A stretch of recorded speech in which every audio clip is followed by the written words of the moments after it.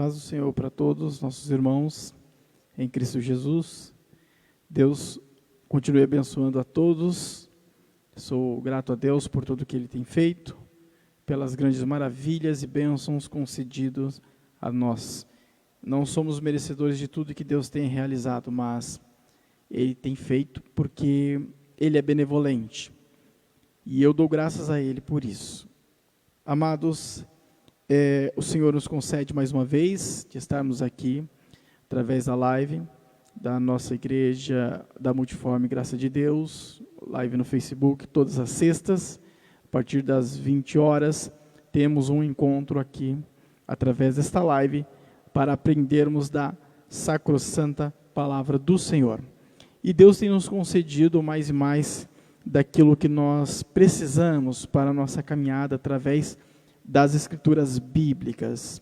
Então é muito importante nós, cristãos, estarmos nos alimentando, nos alicerçando na palavra de Deus, para que nós possamos vencer os dias maus e alcançar a nossa salvação, a vida eterna.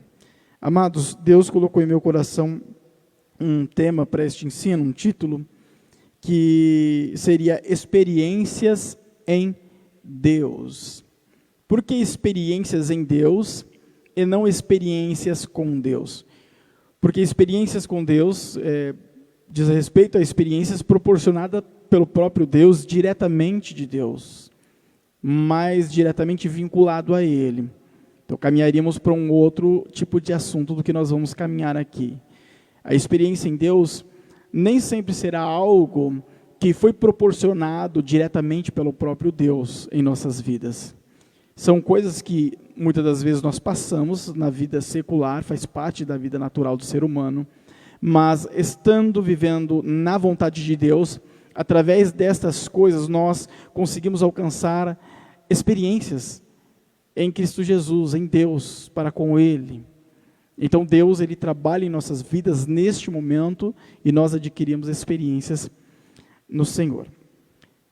A experiência em Deus. Nós vamos fazer uma leitura, primeiramente aqui em João 16:33, que está escrito assim: Eu vos tenho falado essas coisas, para que em mim tenhais paz. No mundo tereis aflições, mas tende bom ânimo, porque eu venci o mundo. Experiência em Deus. A experiência no Senhor, que nós adquirimos da parte do Senhor, ela tem a fazer em nossas vidas grandes coisas. Muito nós podemos tirar das experiências que nós passamos em Deus, muito. Eu listei 3 delas aqui para compartilhar com os irmãos. Sabemos que o problema e dificuldade, todo ser humano ele vive.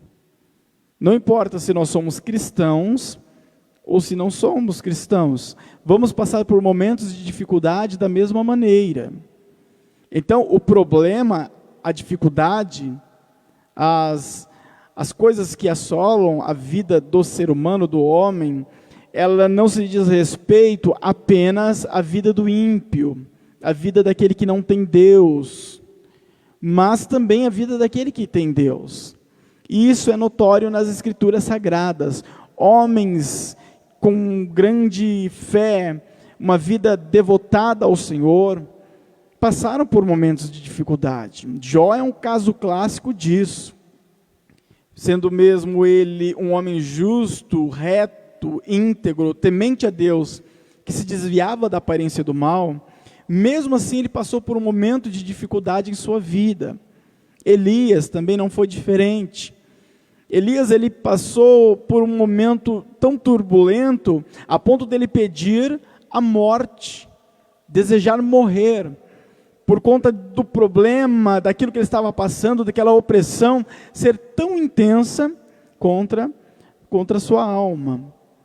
Então, grandes homens da Bíblia Sagrada passaram por momentos de luta, mesmo sendo tementes a Deus. Muitas das vezes nós, cristãos, falamos com Deus, né?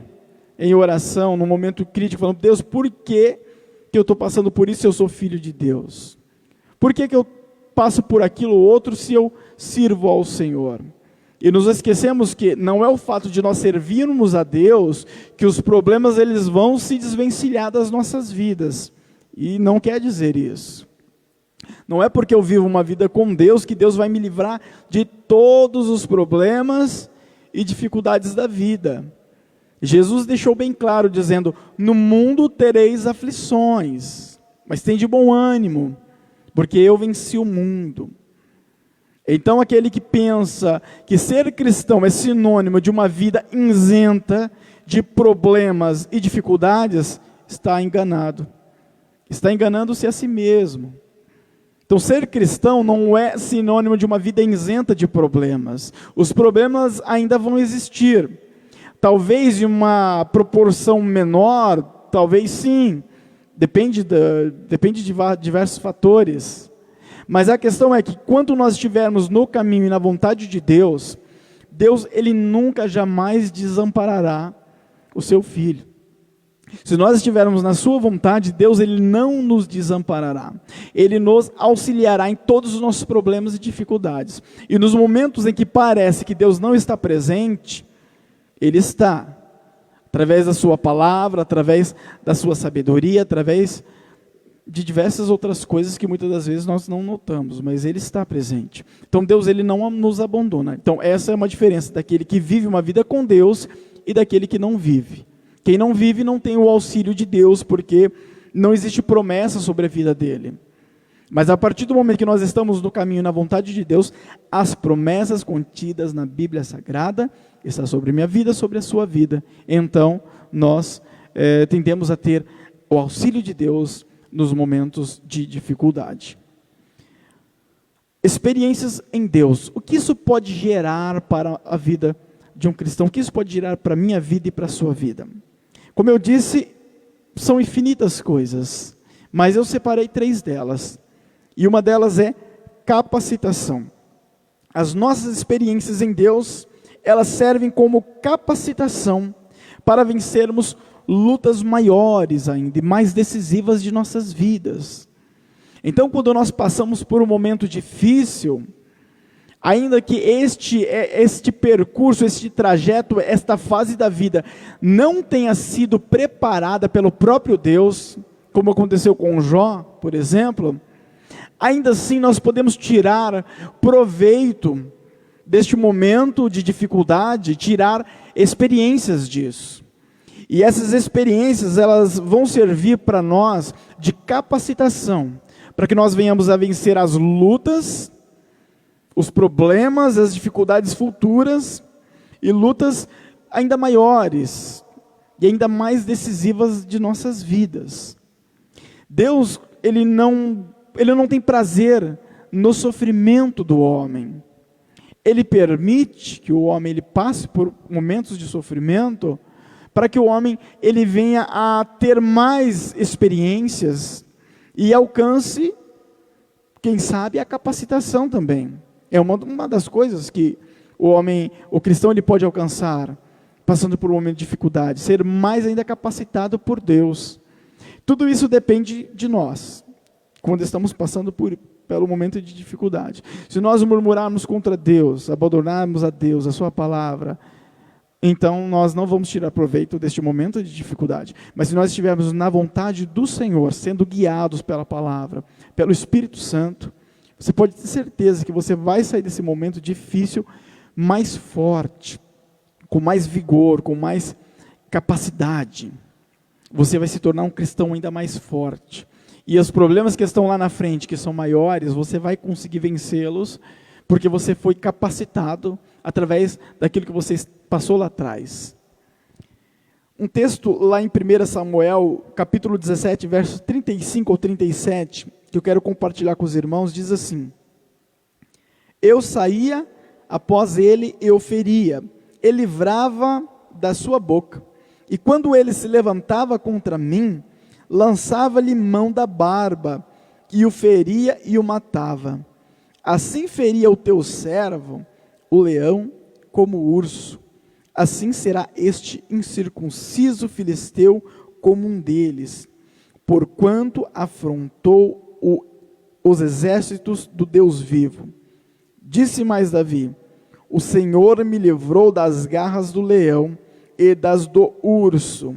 Ele me livrará da mão deste filisteu. Então disse Saul a Davi: vai, e o Senhor seja contigo. Um trecho que faz parte de uma história conhecida por todos nós. Davi, que foi contra o gigante, o filisteu, Golias.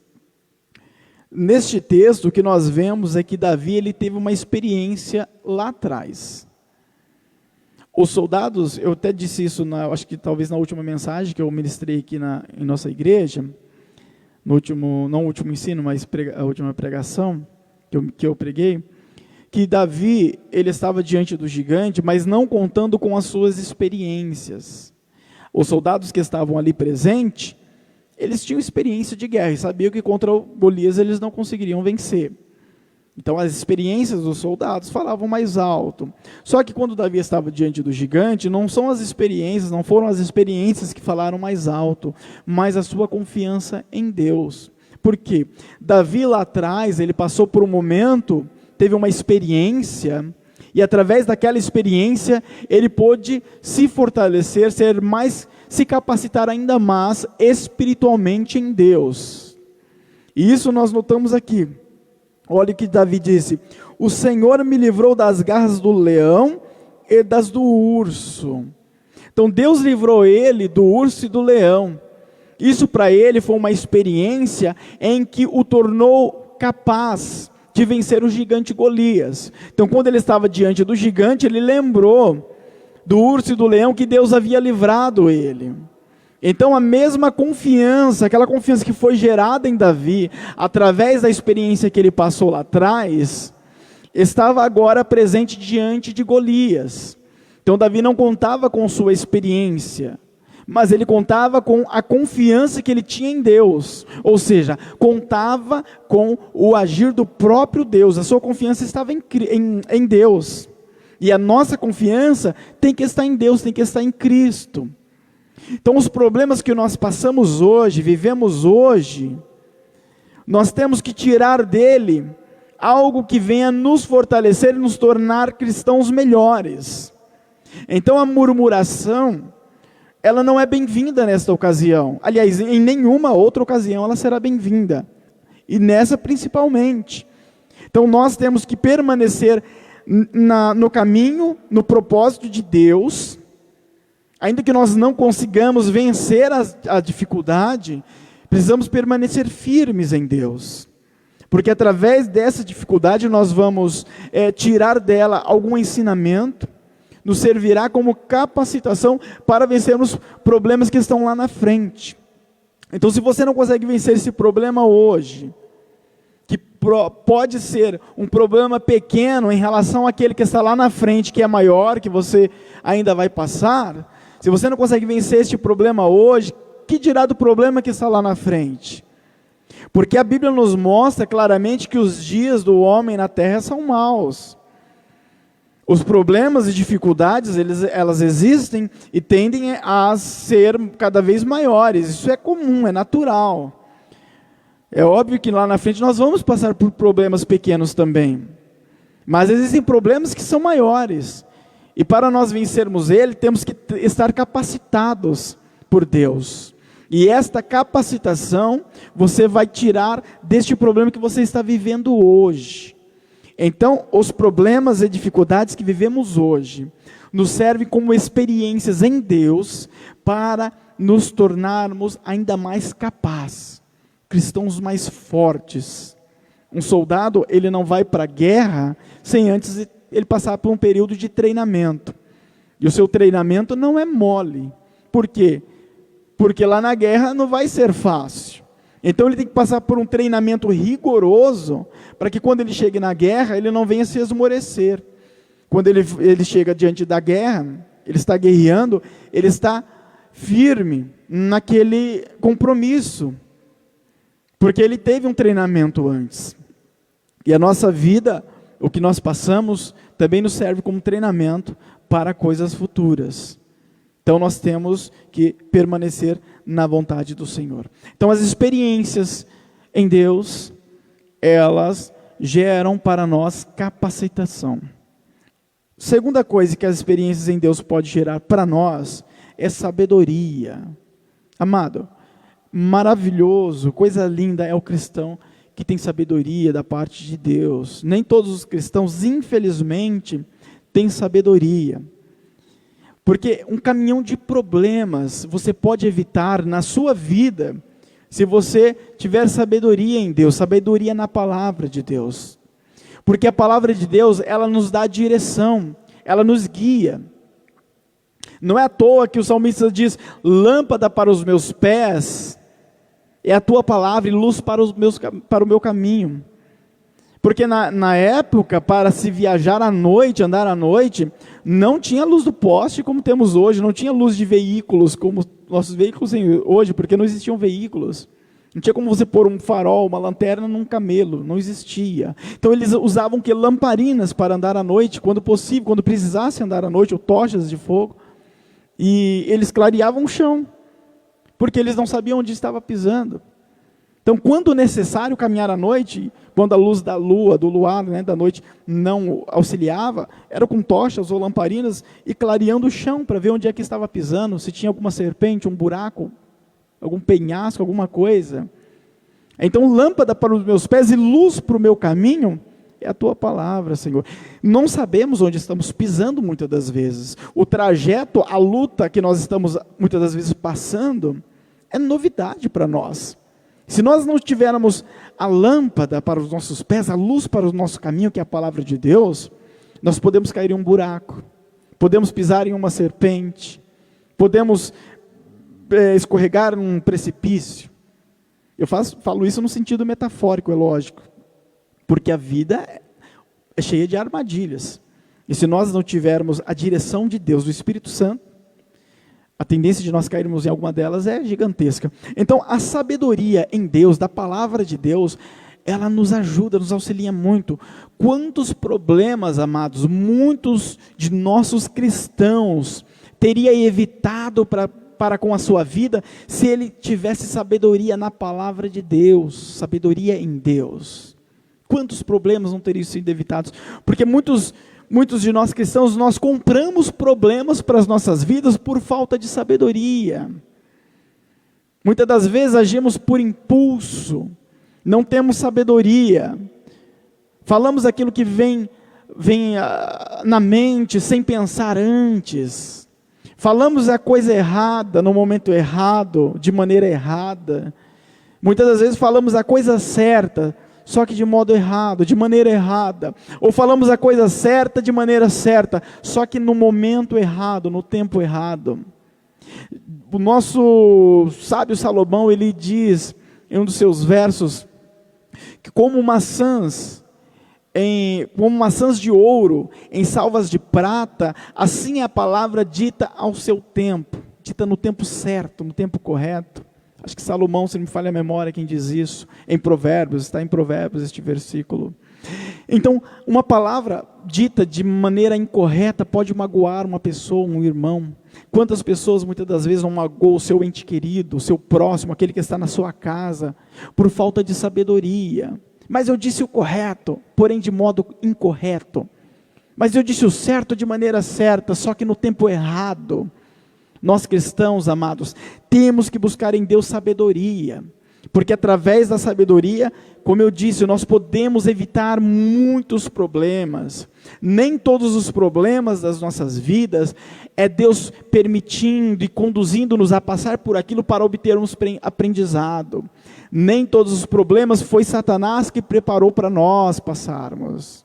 Muitos problemas somos nós que compramos por falta de sabedoria, somos nós que atraímos para nós por falta de sabedoria. Então nós cristãos temos que ter sabedoria. Ah, irmão, mas eu não tenho, não consigo. A Bíblia nos diz, eu acho que Tiago, se não falha a memória, diz, quem não tem sabedoria, peça a Deus que Ele dá. Então não é desculpa, Deus, Ele dá. Isso é bíblico, e nós temos que buscar isso através da sua palavra. Amém? Eu quero ler um texto aqui, pular alguns versos de Josué, um após outro.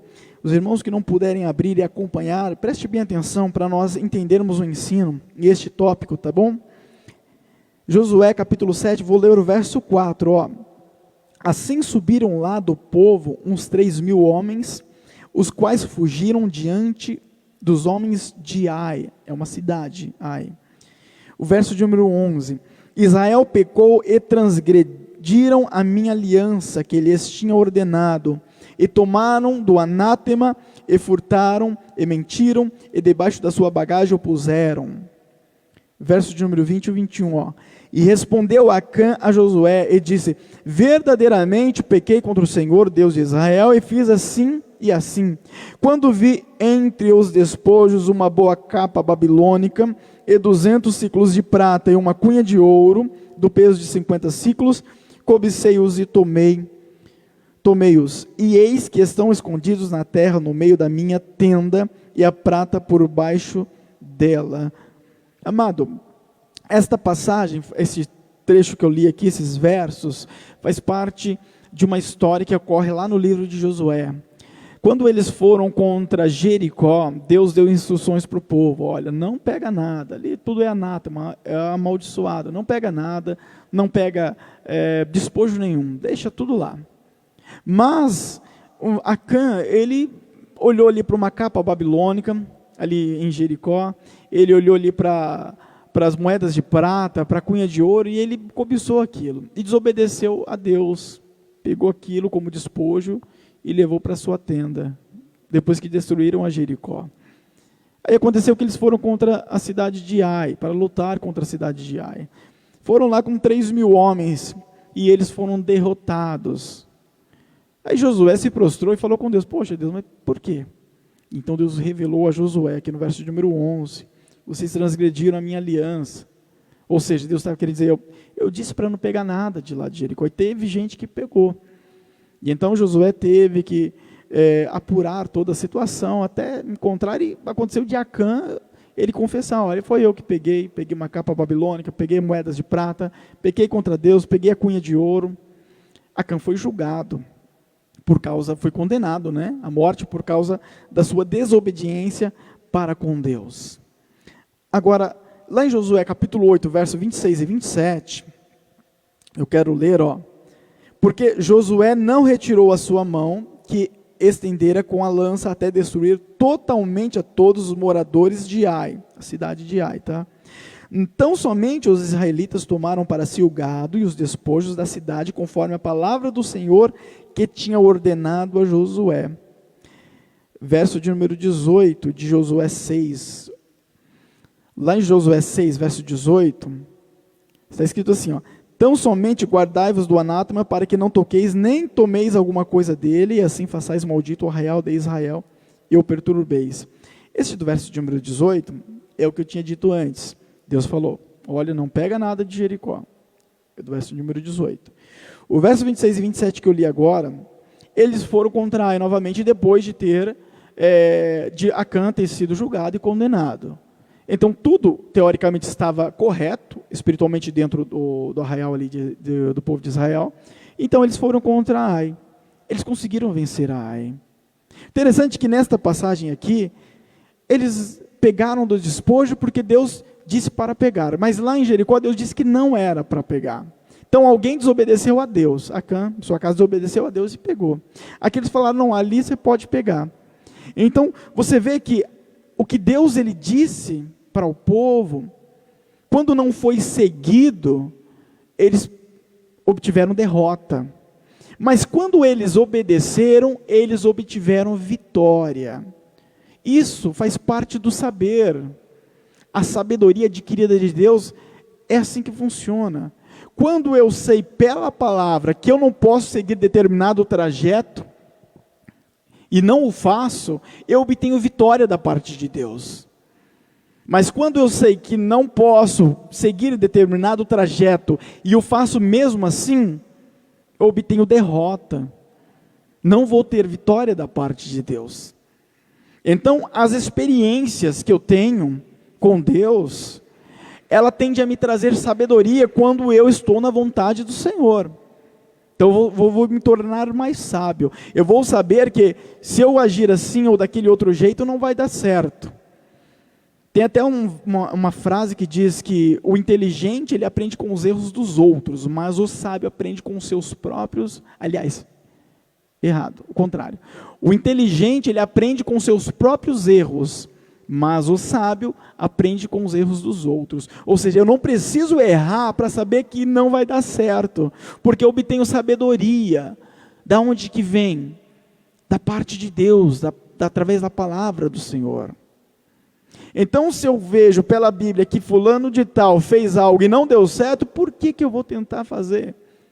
A Bíblia me diz que não vai dar certo. Então é por isso que eu preciso de sabedoria. E essas experiências que eu passo em Deus, nesses momentos, me produz sabedoria. Então Deus ele vai me ensinando. Enquanto eu estiver passando por essa dificuldade, por essa luta, Deus ele vai me ensinando como que eu devo me portar e comportar-se diante desses problemas, como que eu devo agir e reagir, quais são as decisões que eu devo tomar. Deus vai me ensinando e eu vou me tornando ainda mais sábio. Então as experiências em Deus, ela tende a trazer sabedoria, enquanto eu estiver em Deus, obviamente, né? Se eu abandonar a Deus, é derrota na certa. Terceiro e último tópico para finalizarmos, fortalecimento. Outra das coisas que a experiência em Deus pode me trazer é fortalecimento. Na maioria das vezes traz, amados. Lucas 22, o verso 59 e 60, bem conhecido pelos irmãos, diz assim: E passada quase uma hora, um outro afirmava dizendo, também este verdadeiramente estava com ele, pois também é Galileu. E Pedro disse, homem, não sei o que dizes. E logo estando ele ainda a falar, cantou o galo. Um trecho que todos nós conhecemos, Pedro negando a Jesus. Pedro estava com medo, muito medo. Na verdade, todos os apóstolos, os 12 apóstolos, né, com exceção de Judas, que já havia se suicidado, estavam com medo. Então todos fugiram quando Jesus ele foi preso. Até também quando eles todos estavam ali nos cenáculos, estava tudo trancado, por medo, né? Porque estavam dizendo que os apóstolos tinham roubado o corpo de Jesus, então eles não poderiam andar nas ruas assim, tranquilamente, então eles estavam todos escondidos e com medo. Jesus ele chega e diz, paz seja convosco, expressando a eles aquela paz, expressando a eles a tranquilidade, que só vem da parte do Senhor, a verdadeira paz. Então eles estavam com medo, Pedro estava com medo. Então quando Pedro ele nega Jesus, é porque ele estava com medo. Ele estava em um momento ali que ou ele nega Jesus, ou ele já seria também ali, quem sabe, apedrejado e esbofeteado, enfim. Mas olha só que interessante, lá em Atos 12, 7, nós vemos um Pedro diferente. É o mesmo Pedro, tá, amados? Só que parece ser um Pedro diferente. Atos 12, 7, verso 7. E eis que sobreveio um anjo do Senhor, e resplandeceu uma luz na prisão. E tocando a Pedro na ilharga, o despertou, dizendo, levanta-te depressa, e caíram-lhe das mãos as cadeias. Tocando na ilharga, em sua Bíblia vai estar escrito, talvez, tocando em um dos seus lados. Tá? Então, ilharga seria entre o ombro e a cintura. Então, essa parte aqui é chamada de ilharga. Na anatomia é chamado de flanco. Em outra tradução mais simples, vai estar escrito em um dos seus lados. Então o anjo tocou em um dos seus lados, acordando a Pedro, porque Pedro estava encarcerado, prestes a ser condenado à morte, porque Tiago já havia sido morto, tinha sido martirizado. Eles falaram, vamos matar Tiago, mataram a Tiago. E Pedro encarcerado também para ser morto. E como Pedro estava? Com medo? Negando a Cristo? Não, ele estava tranquilo. Tão tranquilo que ele estava até dormindo. Então quem é que está para ser condenado à morte? Quem é que está para ser condenado à morte dorme tranquilamente? Qualquer um de nós perderia o sono, né, sabendo que vai morrer no outro dia. Mas Pedro estava tranquilo, ele estava confiante, porque era um Pedro já fortalecido. Tanto é que quando o anjo falou, olha, calça suas sandálias, né, suas alparcas e corre, Pedro, ele correu e ele achou que estava tendo uma visão, ele nem entendeu o que estava acontecendo. Então, sono que ele estava. Ou seja, ele estava tranquilo. É um outro Pedro que nós vemos aqui, é um Pedro diferente. ele estava fortalecido, por quê? Por conta da experiência que ele teve com Jesus, a experiência de negação a Cristo, do choro amargo, da tristeza de ter negado a Jesus, toda a experiência para ele, serviu para ele como fortalecimento. Aqui nós vemos um Pedro forte, tão forte, que, segundo a tradição, foi crucificado de cabeça para baixo e não negou a Jesus. Ele é tido até pela Igreja Católica como o primeiro Papa. Então Pedro não negou a Cristo. Naquela ocasião ele negou a Cristo ali e nem ameaçaram a ele de morte, né? Aqui em Lucas 22, 59. Agora, nesta ocasião, mesmo ele sendo jurado de morte, ele não negou a Cristo. Então, as experiências em Deus, elas nos trazem fortalecimento. Os problemas e dificuldades que você vive hoje, eles vão te fortalecer. Mas, para isso, nós precisamos estar na vontade do Senhor. Então, a mensagem que eu passo ao coração dos amados: não esmoreça diante dos problemas e dificuldades da vida. Não abandone a Cristo. Por mais que seja tentador fazer as coisas com as próprias mãos, não faça. Permaneça na vontade do Senhor. Confie em Deus, faça como Pedro ensinou, lançando sobre Ele toda a vossa ansiedade, porque Ele tem cuidado de vós. Jesus deixou claro, como é o nosso texto áureo aqui, que no mundo nós teríamos aflição. Então não é porque você é um cristão que você não vai passar por problemas. Se você está passando por isso hoje, vai passar por outro depois. É natural, é comum. Mas em todos os seus problemas, Jesus ele vai te ajudar a vencê-los. Você tem que ter paciência, esperar no Senhor. Essa palavra é chata, né? Paciência. Machuca a gente falar, espera, tenha paciência. É muito ruim. Eu sei que é. E Jesus sabe muito disso, muito bem disso, porque Ele sofreu também por nós na cruz do Calvário. Ele sofreu nessa terra. Mas espera no Senhor, como diz o salmista, esperei com paciência no Senhor e Ele atendeu o meu clamor. Deus Ele vai te atender. Eu acredito pela fé que Ele já tem atendido as suas orações, Ele tem atendido as nossas orações, mas ainda não aconteceu porque tem o tempo de Deus para acontecer. E neste inteirinho, neste percurso todo, você está sendo fortalecido, você está ganhando mais sabedoria da parte de Deus, você está ganhando mais capacitação da parte do Senhor, você está se tornando um cristão melhor e maior, e o Senhor Jesus com certeza nos dará a vitória, Ele vai te dar a vitória, amém? Que Deus abençoe aos nossos irmãos. Vamos orar, feche seus olhos nesse momento. Jesus, obrigado por tudo que o Senhor tem feito em nossas vidas, obrigado pelo momento que o Senhor nos concedeu em estarmos aprendendo da Tua palavra, Pai. Deus, não há em nós algo que nos faça merecedor da Tua bênção, da Tua graça, do Teu milagre, mas o Senhor Deus é misericordioso e a Tua benevolência estende sobre as nossas vidas infinitamente, e o sangue precioso do Teu Filho está sobre nós. Pai, faz a Tua vontade em nossas vidas, cumpra o Teu querer. Se nós tivermos que passar por isso, por essa dificuldade, essa luta, que passemos, mas nos ajude para que passemos com o Senhor, Pai. Que seja Tuas mãos sobre nós, nos guiando. Senhor, que caiamos nas Tuas mãos e não na mão do homem. Que os problemas que nós viermos a passar, que nós estamos passando, muitos de nós estamos pelejando, Deus, tudo isso venha surtir para nós efeitos positivos, porque a Tua palavra bem diz que, ó Senhor, todas as coisas contribuem para o bem daqueles que amam a Deus, que são chamados pelo Seu decreto. E eu creio, Senhor, que o milagre sobre a vida do Teu Filho, neste momento, ele vai acontecer. Não há nada que impeça isso, porque o Senhor operando, ninguém pode impedir. Que Deus abençoe a todos ricamente, em nome de Jesus. Amém.